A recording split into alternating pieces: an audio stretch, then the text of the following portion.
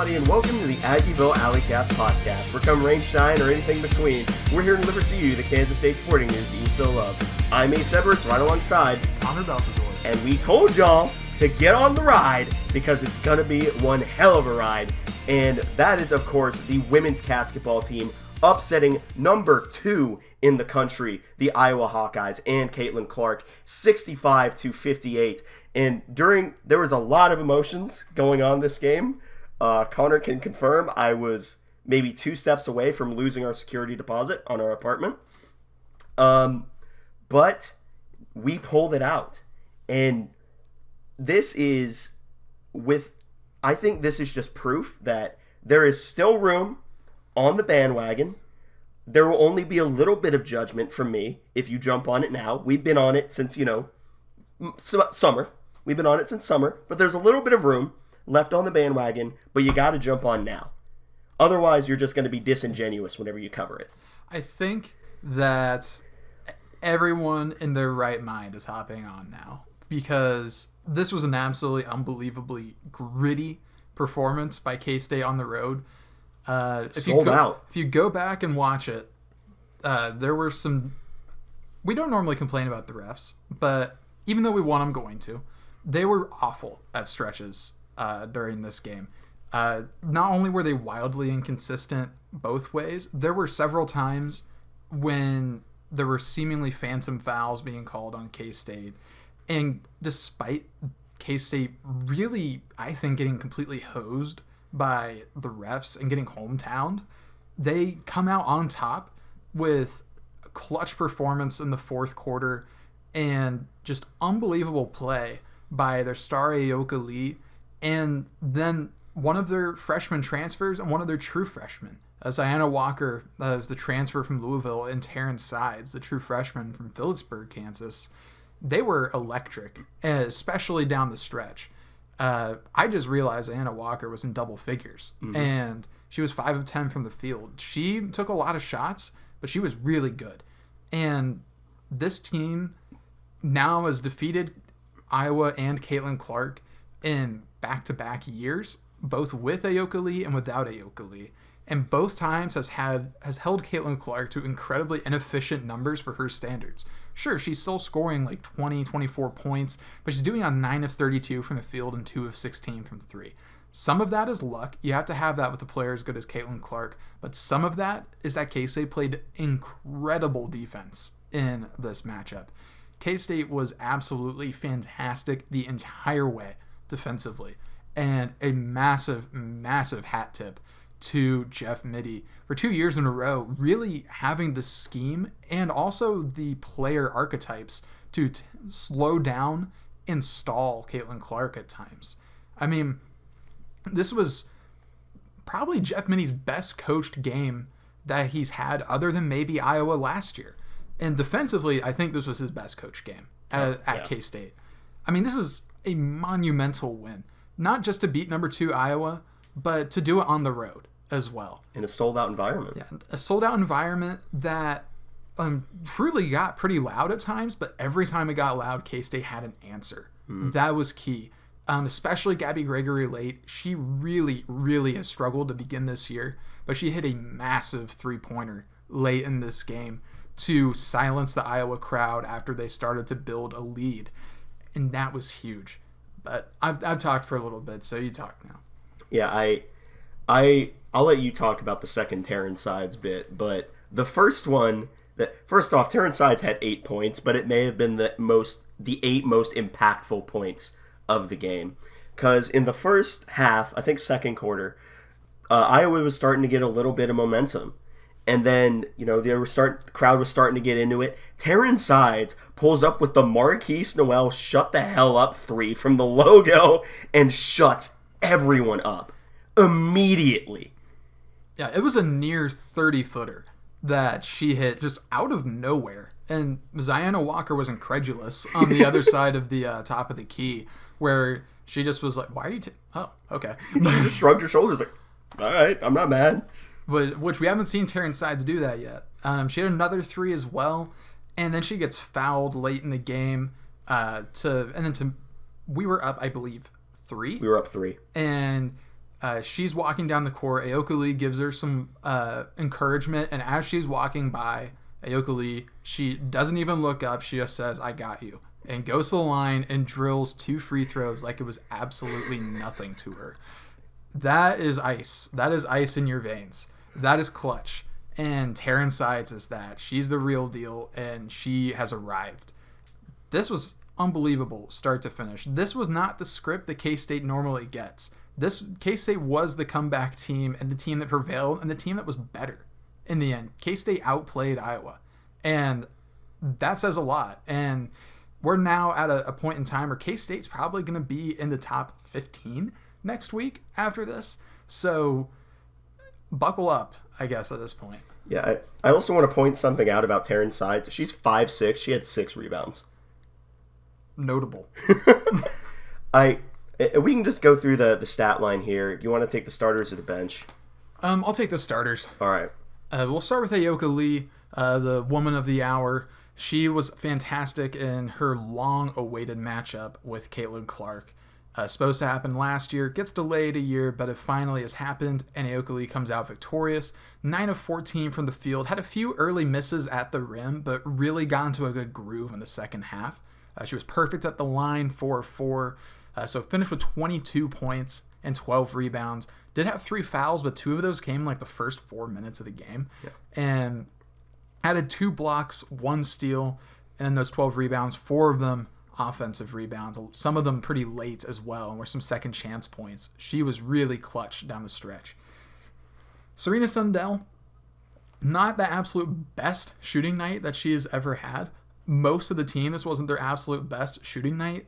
A lot of, honestly, like, we're coming down from this high of victory, but in the first half, we were missing a lot of layups. I believe it was Mitch Fortner put out a tweet that said we were 4 of 16 on layups in the first half, which was abysmal. We were missing a lot of wide open, easy ones. And Serena Sundell fell victim to that a couple of times as well. But she goes 3 of 10. She did make a 3 at one point, so she was 1 of 5 there. 7 points, 5 rebounds, 3 assists to 2 turnovers. She added a block and then 3 steals as well. Gabby Gregory, another rough shooting night for her, but she made it when it counted. In 31 minutes, she had 7 points, 3 of 12 from the field, 1 massive 3 on 6 attempts. Did miss all 3 of her free throws, though, but she only had 1 foul. Then she had 2 assists and a turnover. Jalen Glenn, she had 4 fouls in this game, so her time was limited. Some of those fouls were really, really, really, really bad. And I genuinely, like, indefensible calls from the refs. I'm telling you, the first, 5 minutes of the second half were some of the worst officiated that I've ever seen in my entire life. And we have watched K-State KU for years. I've watched K-State KU and Allen and other teams play in Allen my entire life. I'd say this was right up there with the missed travel, except for, it wasn't in the clutch moment, but in terms of just how bad it was. But Jalen Glenn did have a massive steal late in the game. She made a big steal on the inbounds pass to Caitlin Clark. She knocked it away. She went 1 of 3 from the field, 1 of 1 from 3, missed 2 free throws though, and then she had 3 rebounds, 1 assist, 2 turnovers. Then Briley Glenn finished it out, 10 minutes played, 1 of 3 from the field, 2 fouls, 1 assist, 2 turnovers, so she had 2 points on the day. But what a day for Aoka Lee. But I think that maybe some of the bench players, in terms of their impact on the game, outshone the starters. Yeah, I mean, you start off with Ziana Walker at 28 minutes, 5 of 10 from the field, 1 of 2 from 3, made her 1 free throw, got 3 rebounds, 2 fouls, 2 assists, 12 total points, plus one of the funniest moments where she simply shrugged her shoulders after the next player just hit the half-court 3, and that's Taryn Sides, who played 24 minutes, 2 of 6 from the field. The 2 things she made were threes, 2 of 5 from 3, made both of her free throws in the most clutch moment of the game, had 6 rebounds at 5'6", 2 fouls, 3 assists, only 1 turnover, 8 total points. And then you have Gisela Sanchez, who had an all-right game, played some solid defense, 16 minutes, 2 of 8 from the field, 0 of 3 from 3, 5 boards, 4 fouls, 2 assists, 1 turnover, 1 steal, 4 total points. And the defensive, here's what I will say. I think the offense has the potential to grow out from where it is right now. I truly believe that it has the opportunity to grow. And as of this current moment, knock on wood, we are one of the best defensive teams in the country in terms of how we play and how when we're playing man to man, we just stick to you. Like, you cannot separate unless you're out on a moving screen, which doesn't get called. But like, we're just such a sticky team. Like, we do not let anyone get any space. We are in their face the entire game. And I think that's why Jalen Glenn gets so many steals. But it's not just a Jalen Glenn thing anymore. The entire team has adopted that attitude. And if they continue that attitude, I don't think there's a lot of teams that can score a lot on us. Like, this is a team that purely based on defense can outpace a lot of other teams by virtue of just not letting them score. So if we grow into our offense, we shot 6 of 23, so 26% from 3. If we can get that up to maybe 28, 30%, there are not many teams that are going to be able to keep pace with us. And I think that is I think that's the best and most impressive part of this midi squad. That, and you have the center play from Ioka Lee, who is ridiculous, who's probably going to have another year of averaging a double-double. Serena Sundell managed to go the distance the entire game. Plus, she managed to collect her first elbow to the face in the year. It was a forearm to the face, but we still count those. And yeah, I think Gabby is going to regress to the Gabby mean eventually. She can start cold, and it sucks, but I don't think that that's going to last for very long. I think at some point, Gabby Gregory is going to figure Gabby Gregory out. So this is, as you can tell, this is the most jazzed we've been about a non-football win probably in the entirety of the show's history. And honestly, it may be up there with the most jazzed we've been about a win in any sport. I think in terms of excitement I felt in the moment, this is slightly below the Big 12 title in last year. I think that's the in this era of the show, the only comparable game in terms of what I felt in regards to how a game has gone. I mean, this Iowa team, and on your point about defense, this was an Iowa team that last year they averaged 87.3 points per game. And through 3 games this year, they had scored 102, 80 against the number 8 team in the country, and then 94. So this was a team that once again was doing really, really well offensively. And then we come in and hold them to 58. That's elite right there. That's elite. Like, there's last year we beat them, but we didn't hold them to 58 points. We didn't even hold them to 70. They still dropped 83 on us. So they were only 4 below their season average. We just outscored them. This year, we completely shut them down. Yeah, and I don't know what else there is to really say other than what we said at the beginning. There's still room on the bandwagon, but it's leaving fast. Yeah, this team is just so much fun. This win could be a tone setter for the rest of the season now. I mean, this is the point where I hope we can look back and say this was the moment that this K-State team went from a very good team to a great team. And I hope that we can keep up this consistency. I hope that we can keep up this level of belief in ourselves and this level of play, because I think a lot of players on this team deserve that, because it's been a long road to get to this point, but the stars are aligning. That's what we've been saying. So this is a potential huge moment for K-State. Yeah, we don't have to really cover the Little Rock victory. They don't even have the box score up for it. We ended up beating them 77-39. There is one more thing I want to say, though. What's up? And it's that we might see Iowa again. We might see them in the Gulf Coast Showcase here in not very long. Like 10 days? 10 days. because we play Western Kentucky in the first round and then either North Carolina or Vermont. Iowa is on the other side of the bracket. So if we take care of business in the first 2 rounds of the Gulf Coast Showcase, we will face Caitlin Clark and Iowa again. And not very long. Nope. That'll be happening soon. So don't circle on your calendar yet, because we need to take care of business before we get to that point. We need to beat Wisconsin on Sunday. We need to take care of Western Kentucky, and then we need to beat North Carolina or Vermont. Also, Iowa needs to take care of business. True. I imagine they will. They probably will. There's a very good chance we're going to get round 3 in the last 2 years of K-State and Aoka Lee. Well, K-State versus Caitlin Clark in Iowa. Man, that's crazy. Yeah, the next matchups for K-State are this Sunday up against Wisconsin. It's $2 ticket day. Go. For the love of God, go. If there is any team that deserves this, it is this team. Please, go. But after that, it's the Gulf Coast Showcase. That's not easy for me to say. Opening against Western Kentucky, like Connor said, but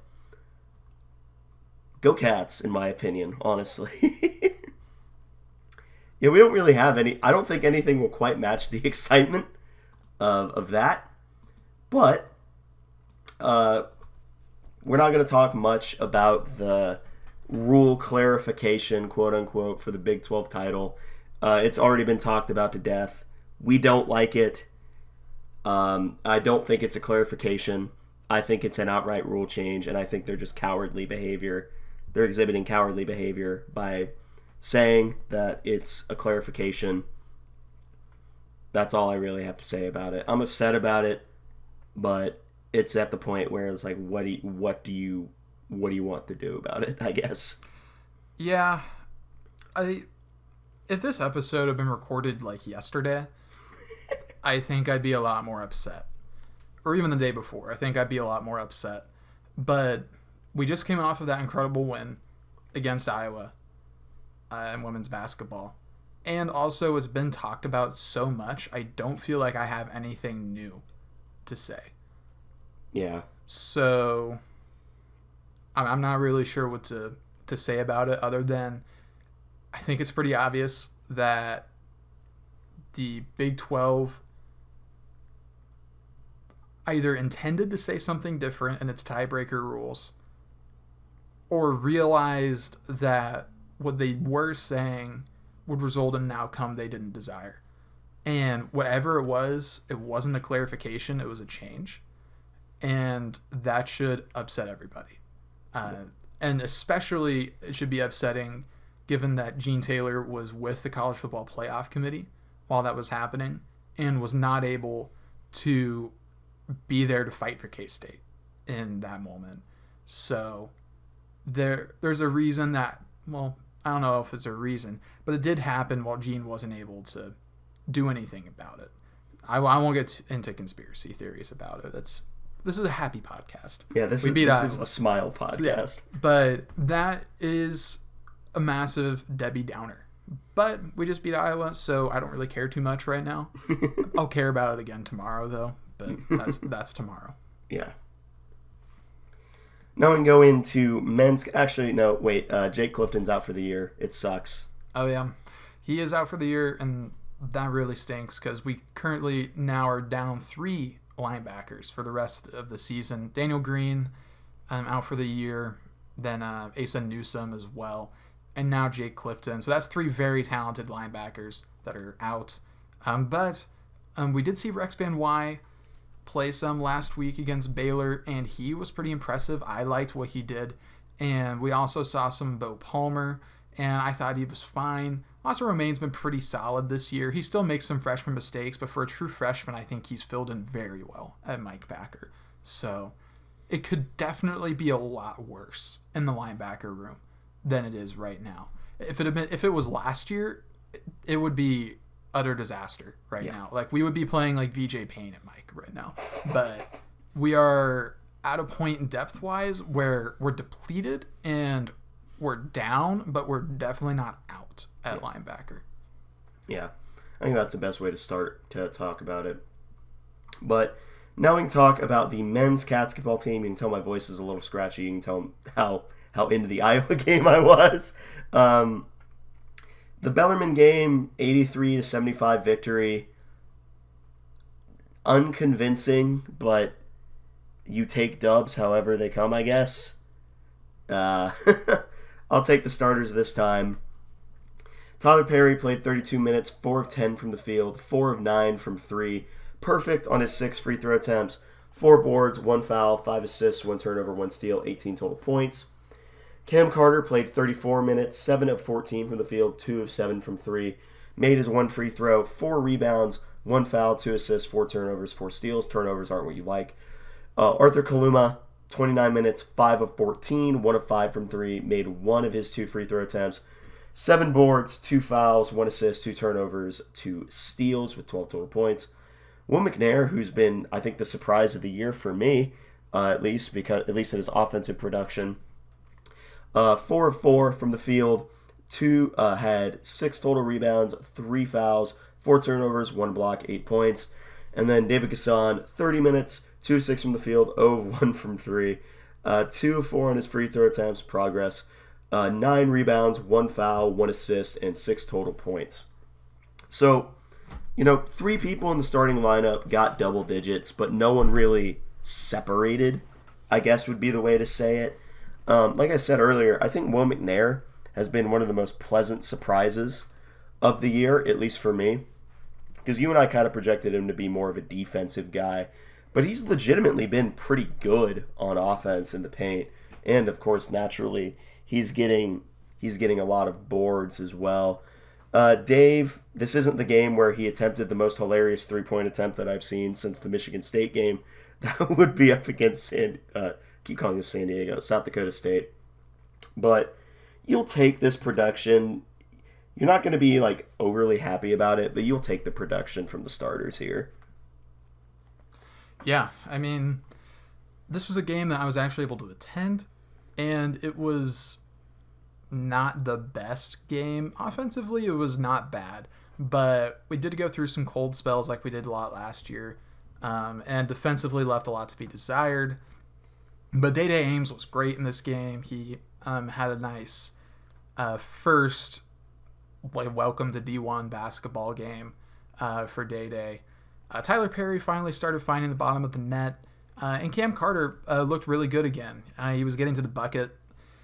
But for the bench players, though, specifically, Day-Day Ames, 12 points, 4 of 9 from the field, 3 of 5 from 3, 1 of 2 at the free throw line. He had a stretch in the first half where he had 6 or 8 consecutive points or something like that. And then he added 6 assists to just 2 turnovers, and he had 3 steals as well. RJ Jones played. He was 2 of 4 from 3, 2 of 3 at the free throw line. Had 1 assist and 8 points. Really nice day for him. Dorian Finister had 10 minutes, had 2 points, 2 rebounds, 2 assists, and a foul. And then Jarrell Colbert, he only played 8 minutes. He had a rebound and a foul. And that was all that he recorded. So a bit of a quiet game for Colbert. Yeah. So we ended up shooting 38.7% from 3, 44.4% from the field. I mean, I would like us to shoot better from the free throw line, 68.2%, but, this was a kind of game where you just take the fact that you won and try to walk away and not think about it ever again. So that's what I'm going to do. So the next game is significantly more impressive. That is a 91-68 victory up against the South Dakota State Jackrabbits.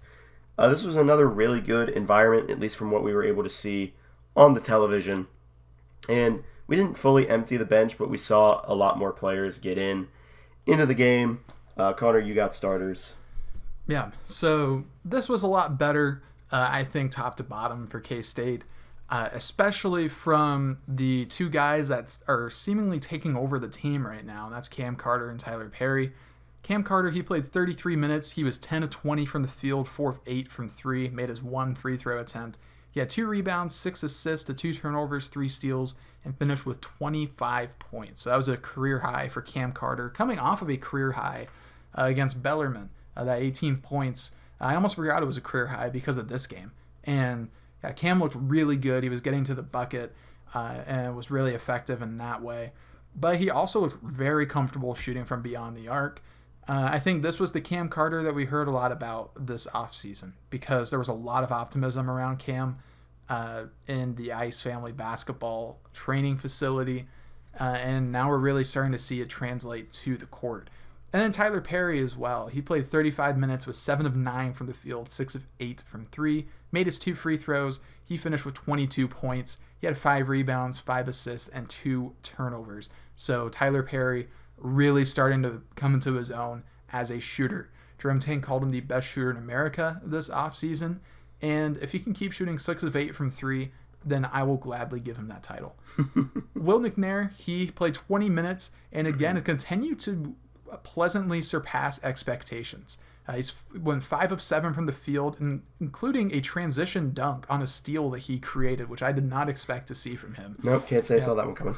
And he got 10 points, 7 rebounds, 2 assists, 1 turnover, a block, and 2 steals. So really stuffing the stat sheet for Will McNair. And really impressive.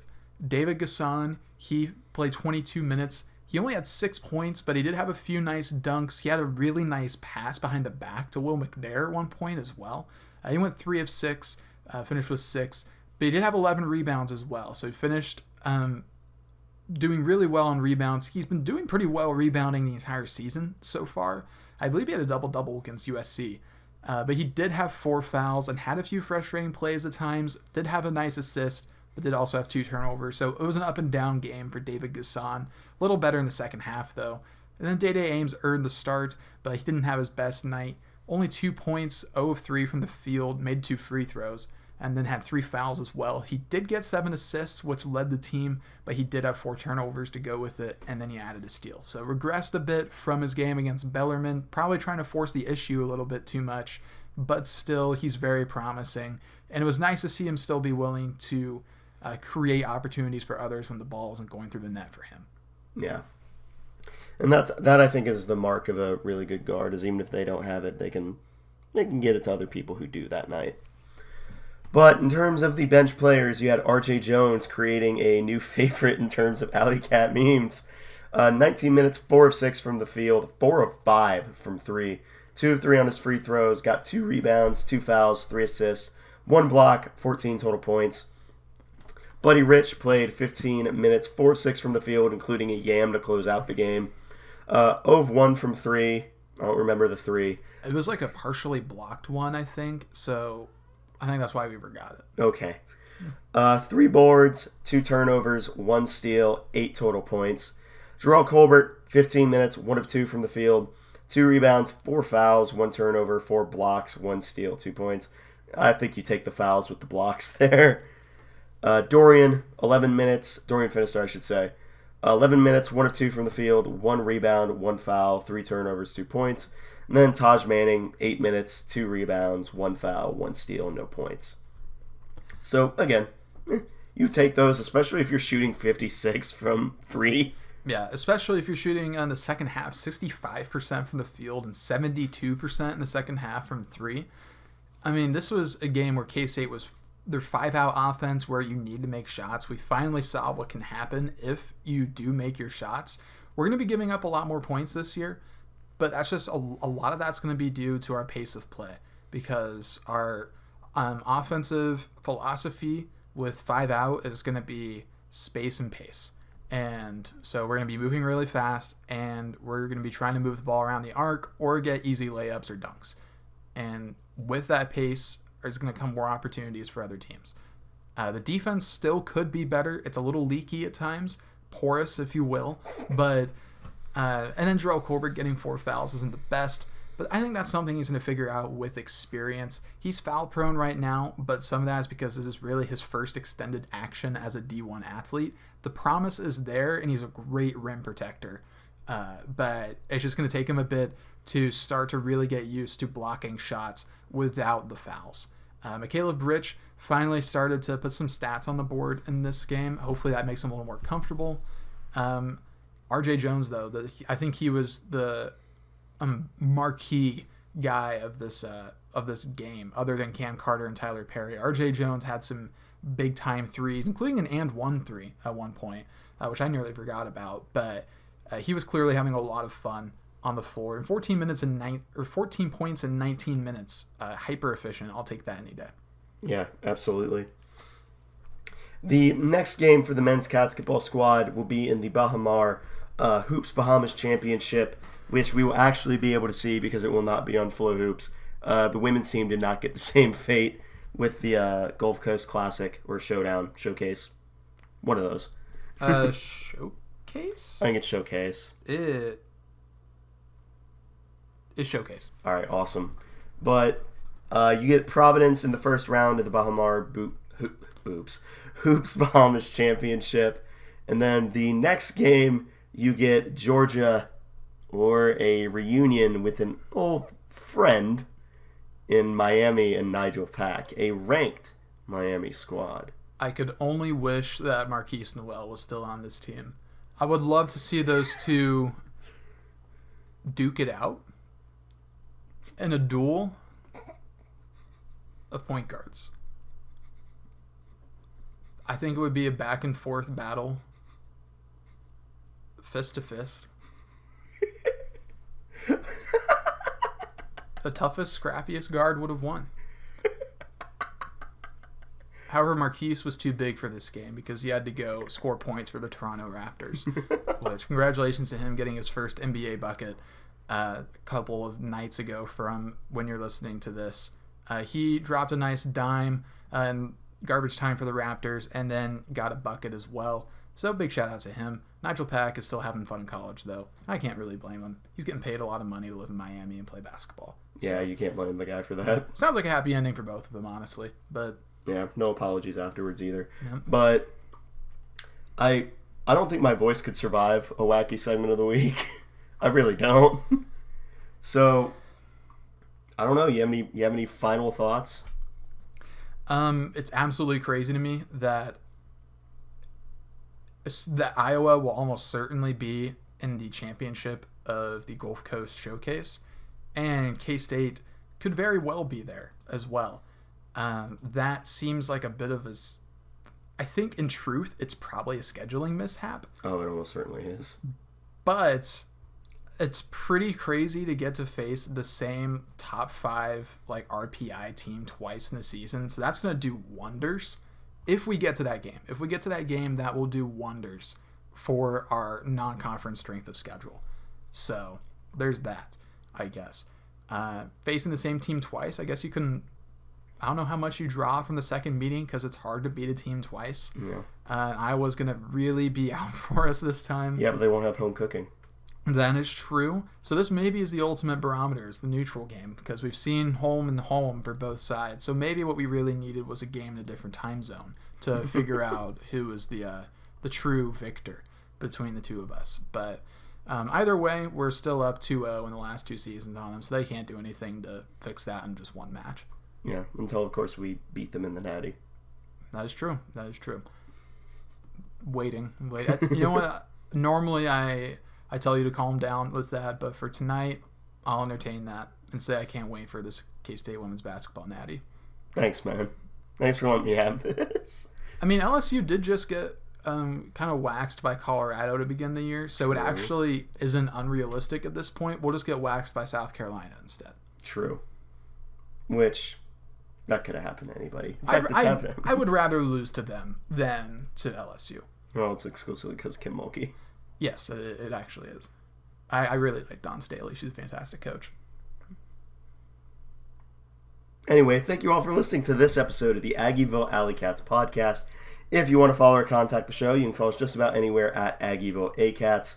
If you want to email us, we're AggievilleAlleycats@gmail.com. If you want to follow us more personally, I am at ACEdward00. I am at Connor Baltazar, capital C, capital B. And if you want to support the show financially, please be sure to check out the official Aggieville Alleycats merch store and link in the podcast and Twitter bio. But most importantly, thank you all for listening to this episode of the Aggieville Alleycats podcast. Where come rain, shine, or anything in between, we're here to deliver to you the Kansas State sporting news that you so love. Stay safe, Alleycats.